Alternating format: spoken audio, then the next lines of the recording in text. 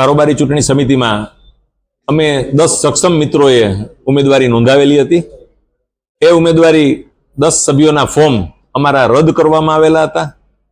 એ રદ થયેલા ફોર્મની સામે અમે Porbandar chamber of commerce and industries charity કમિશનમાં નોંધાયેલ ટ્રસ્ટ તરીકે જે માન્યતા છે એના અનુસંધાને અમે એ જે ફોર્મ રદ થયા હતા એની સામે દાદ માગી હતી, અપીલ કરી હતી।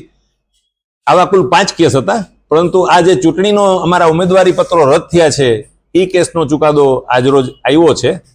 આ ચુકાદામાં જે 10 મિત્રોના ફોર્મ રદ થયા હતા, કિન્નાખોરીપૂર્વક રદ કરવામાં આવેલા ફોર્મ અને જે ચૂંટણી સમિતિ હતી ગેરકાયદેસર ચૂંટણી સમિતિ અને સાથે સાથે જે વહીવટકર્તાઓ હતા ઓફિસ બેરર્સના, આ બધા જ મિત્રો સામે અમે કાર્યવાહી કરેલી હતી, અરજી કરેલી હતી।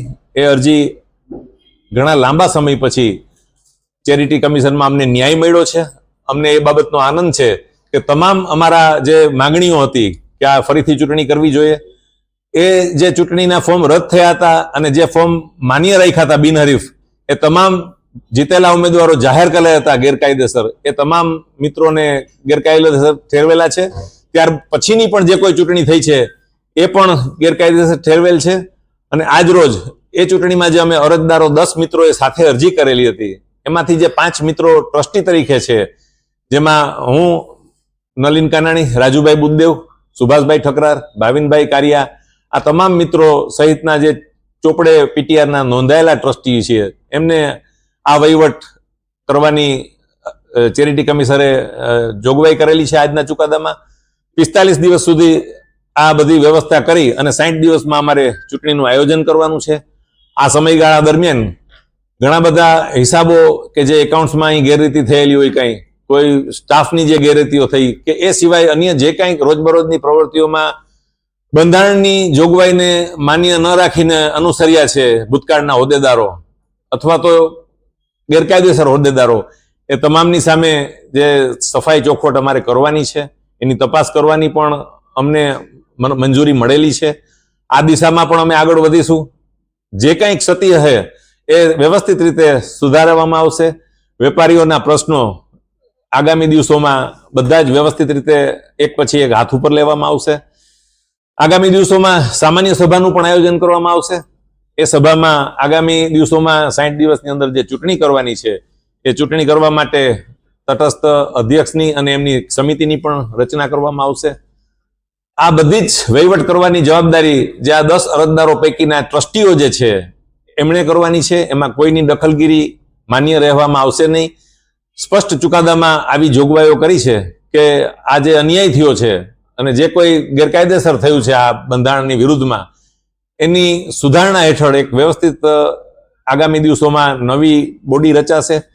એ જે કોઈ બોડી રચાશે એનો ફેરફાર રિપોર્ટ પણ અમારે ચેરિટી કમિશનમાં મૂકવાનો છે અને એ મુજબ એ નવા ટ્રસ્ટીઓ બનશે। વ્યવસ્થિત રીતે જે કંઈ ફેરફાર રિપોર્ટ ચૂંટણીમાં પરિણામો થશે એ મુજબ મૂકવામાં આવશે અને બધું જ બંધારણ મુજબ કાયદેસર પારદર્શક વહીવટ કરવામાં આવશે। આગામી દિવસોમાં ચેમ્બરની અંદર બીજી જે રોજબરોજની પ્રવૃત્તિઓ છે એ તો ચાલુ જ રહેશે, પરંતુ જે મુખ્ય ઓડિટ કરાવવાનું છે, જે હિસાબો અત્યાર સુધીના આ માર્ચ માસ જે પૂરો થયો, આપણું એકાઉન્ટિંગ યર પૂરું થયું, તો એનું પણ એક સ્પેશિયલ ઓડિટ કરવામાં આવશે। એ સ્પેશિયલ ઓડિટમાં જે કોઈ ક્ષતિઓ હશે અથવા તો એમાં કોઈ જે કંઈ યોગ્ય કાર્યવાહી નહીં કરવામાં આવી હોય તો એની જવાબદારી જે તેની વ્યક્તિઓની ફિક્સ કરવામાં આવશે। ભવિષ્યમાં આ સંસ્થા વ્યવસ્થિત રીતે ચાલે, સુચારુ ચાલે અને નવું વેપાર ઉદ્યોગની સાથે સંકળાયેલા લોકો સક્રિય રહે, પોરબંદરમાં નવા વેપાર ઉદ્યોગ આવે, એના માટે પણ આપણી સરકાર ખૂબ જ કટિબદ્ધ છે। એમની સાથે રહીને સાથ સહકાર આપીને આપણે આગામી દિવસોમાં પોરબંદરનું અર્થતંત્ર ધમધમતું થાય એવા પ્રયત્નો કરવાના છે। ખરેખર જે તે વખતે જે ગેરકાયદેસર બિલ્ડિંગો થયા હતા એમાં ઇમ્પેક્ટ ફી ભરવામાં આવેલી છે, એટલે એ ઇમ્પેક્ટ ફીનો જે મુદ્દો છે એની જવાબદારી ફિક્સ કરવાની થશે, કારણ કે એ ગેરકાયદેસર બિલ્ડિંગમાં ઇમ્પેક્ટ ફી ભરવામાં આવી છે। ત્યારબાદ જીએસટીની પણ અમને ઘણી બધી ઇન્ક્વાયરી છે, જીએસટીમાંથી પણ પૂછપરછ આવે છે।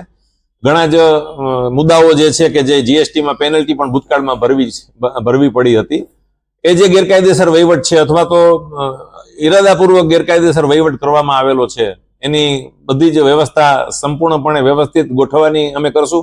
જે કંઈ જરૂરી પગલાં લેવા પડશે એ લેવાશે અને વેપાર ઉદ્યોગની સાથે વેપારીઓને સાથે રાખીને, ઉદ્યોગપતિઓને સાથે રાખીને આ સંસ્થામાં એક મૈત્રી ભાવ, કોઈ પણ જાતની કિનાખોરી ન રહે, નવા મિત્રો આવતા થાય, ચૂંટણી લડવામાં કોઈને તકલીફ ન પડે, બિનજરૂરી ફોર્મ જે રદ થયા છે એવા ભવિષ્યમાં કોઈ ન થાય, એવો આ સ્પષ્ટ આજે ચુકાદો છે. અને આ ચુકાદોને અમે આવકારીએ છીએ, અમે એમનો ધન્યવાદ આપીએ છીએ. અને અમે કીધું જ હતું કે ભૂતકાળમાં કે અમને ચેરિટી કમિશનમાં વિશ્વાસ છે અને બધું જ યોગ્ય તપાસ થઈને એમનો ચુકાદો આવતો હોય છે. થોડું મોડું થયું છે ચુકાદામાં, પણ એની ઘણા બધા પાસાઓ ચેક કરવાના થતા હોય છે. બધું જ ચેક થઈ અને આજે જે ચુકાદો આવ્યો છે એ ફક્ત એક કેસનો આવ્યો છે. હજી અમારા 4 કેસ ચેરિટી કમિશનમાં પેન્ડિંગ છે. એનો પણ આવનારા દિવસોમાં ચુકાદો આવી જશે. ખરેખર આ મુદ્દો આપની જાણ માટે કે ભૂતકાળમાં આ સંસ્થાના જે સભ્યો છે, જૂની પેઢીઓ છે, એ સંજોગો વસાત એમાંથી વિભાજન થયા હોય. આજે એક મોટી પેઢી હોય, એના 2 દીકરા હોય તો એના 2 પેઢી થતી હોય. એવી ઘણા બધા મિત્રોની જે 2 પેઢી થઈ છે, એ બીજી પેઢી અહીં સભ્ય ન હોય એટલે એને ઘણો બધો લાભ ન મળતો હોય અથવા તો અન્યાય થતો હોય. તો એ એક પેઢીમાંથી 2 પેઢી થઈ હોય. દાખલા તરીકે ભાગીદારી પેઢી હોય, 2 ભાગીદાર હોય, એની વચ્ચે એક પેઢી હાલતી હોય, મૂળ પેઢી જેને સંભાળી હોય, પણ નવી પેઢી ઊભી કરી હોય એને સભ્યપદ મળવું જોઈએ. એવી ઘણી બધી અરજીઓ અહીં છે. એકમાંથી 2 પેઢી ભૂતકાળમાં પણ અમે આ કરેલું છે 20 વર્ષ પહેલા.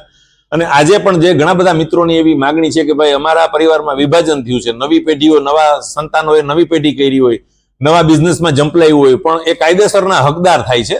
એટલે એમને એમની જે અરજીઓ અહીં છે, ઘણી બધી અરજીઓ છે, એને વેરિફિકેશન કરીને કાયદેસર પેઢી છે કે નહીં, જીએસટી નંબર છે કે નહીં, અને ઇન્કમટેક્સના અને વિવિધ શોપ એક્ટના કે કોઈ લાયસન્સ એમની પાસે હોવા જોઈએ. એ જે પેઢીઓ છે, 1માંથી 2 થયેલી પેઢીઓ, 3 થયેલી પેઢીઓ, એને ન્યાય મળશે, એને વ્યવસ્થિત રીતે સભ્યપદ મળશે. અને એ માટેનું જે અરજીઓ જે છે એનું બરાબર ચકાસણી કરી અને એક ટ્રસ્ટીઓ અને જે કાંઈ અમારી વ્યવસ્થા કમિટી જે છે એને સાથે રાખીને, સાથે અમે જે 4-5 મિત્રો છે એને બરાબર અભ્યાસ કરી અને એનું પણ આપણે નિરાકરણ લાવીશું, જેથી કરીને કોઈને અન્યાય ન થાય. કારણ કે આવી ઘણી બધી માગણીઓ હતી કે અમને ભૂતકાળમાં 1માંથી 2 પેઢી થઈ છે, સભ્યપદ નથી મળ્યું.